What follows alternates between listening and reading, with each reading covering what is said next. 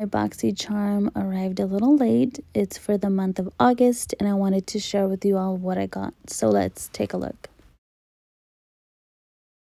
This tells me more information about the products on the back and the pricing. Also, the theme for this box is glamping, and I got variation number 14. First item I pull out is from Morphe. This is a brush set, a 4-piece brush set. It's called I Got This, and it includes an oval shadowed brush, a pro-firming blending crease brush, a tapered mini blender brush, and an angled liner brush. Morphe brushes are so good, and I'm excited that I got this in the box. And I always say you can never have too many brushes.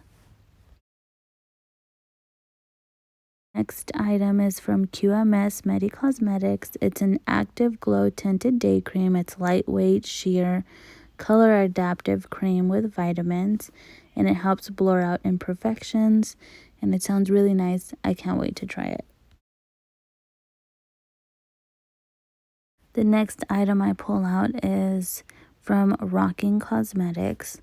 It's a big fat eyeliner, and I've never heard of this brand, so let me open it. Here's what the eyeliner tip looks like, and it's very opaque, which I like. Next item is from Milk Makeup, and these are cooling water eye patches, and they depuff. They're gel patches packed with caffeine and soothing seawater. I can't wait to try them out. The last product in the box is from Butter London. This is a Teddy Boy eyeshadow palette, and let's open it up. So I love the way this eyeshadow palette opens up. I like that it has a mirror. I like that it's small. You can take it on the go.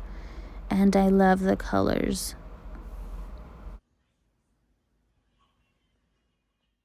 Here is everything I received in this month's Boxycharm. I really do like the box. I cannot believe that it is up to $192 in value. That is awesome. And let me know in the comments down below if you guys received similar products. What did you guys get in your box? Again, my variation was box number 14.